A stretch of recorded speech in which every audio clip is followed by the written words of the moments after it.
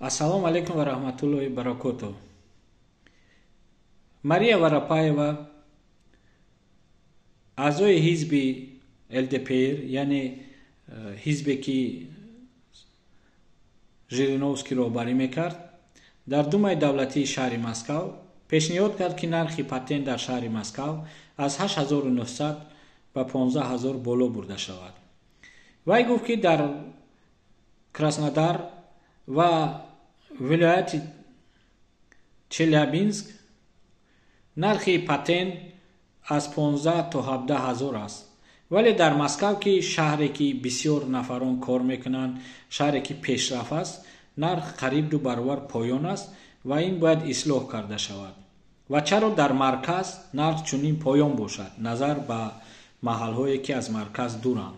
ва инчунин гуфт, ки муҳоҷирон андози кам месупоранд ва занону фарзандони онҳо дар Москав аз шифохонаҳо, аз боғчаҳо, аз мактаб ва дигар соҳаҳое ки барои шароити иҷтимоии мардум ҳастанд, яъне ки истифода мебаранд ва ҳатман бояд, ки онҳо пули зиёдтаре пардохт кунанд. Бояд гуфт, ки соли 2024 дар шаҳри Москав 600 000 муҳоҷир расман кор мекард. ин без ҳисоби онҳое ки шартномаи кори надоштанд ва корҳои сиёҳ мекарданд ё ки бидуни шартнома кор мекарданд. ва бубинед, ки бо як имзо, яъне ки агар ин қарор қабул карда шавад, нарх аз 8900 ба 15000 боло меравад. мо инчунин медонем, ки чӣ қадар нарха болорам баранд, агар мақсадашон ин бошад, ки пойтахт аз муҳоҷирон камтар шавад, кам намешавад. Муҳоҷирон 20000 ам кунанд, ин пула пардохт мекунанд. ман ба ин чиз боварӣ дорам, чунки ҳодисаҳои охир нишон дод, ки ҳатто шаҳрвандигирии тоҷикон, тоҷикистониён баъди ҷанги Украина зиёдтар шуд аз пешинаву камтар не. ҳарчанд хатаре аст, ки онҳоро ба ҷанг мебаранд, дар ин ҷанг кушта мешаванд шояд. ва инчунин гуфтанӣ ҳастам, ки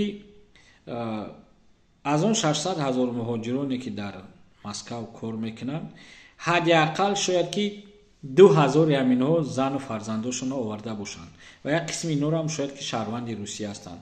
барои ин ки маълумоте ки он кас додан аслан ин рост намебиёяд, яъне ки дар асл ва мантиқ дуруст намебиёяд, чунки ин 600 000 қариб ҳамааш нафаронеанд, ки расман кор карданд ва зиёдтар аз ин онҳое ки ҳам кор намекунанд.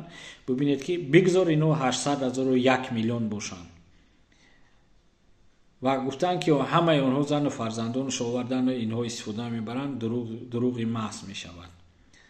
ман намедонам вақтҳои ахир чӣ бало задааст ин сиёсатмадорои Русияра, ин кормандони давлатира шаб рӯз фақат дар фикри онанд, ки чӣ хел муҳоҷирро ғорат кунем, чӣ хел муҳоҷиронро сиёҳ кунем, айбдор кунем дар назди мардуми маҳаллӣ.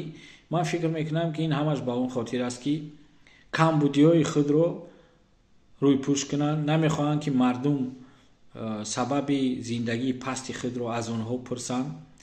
намехоҳанд, ки мардум бохабар шаванд, ки дар асл дар Русия чӣ рафта истодааст ва пулу чизи фоидае, ки аз ҳисоби фурӯши нафт, газ, бойгариҳои зеризаминӣ, чӯб, ҷангал, яъне ба куҷо мераванд ва куҷо мешаванд.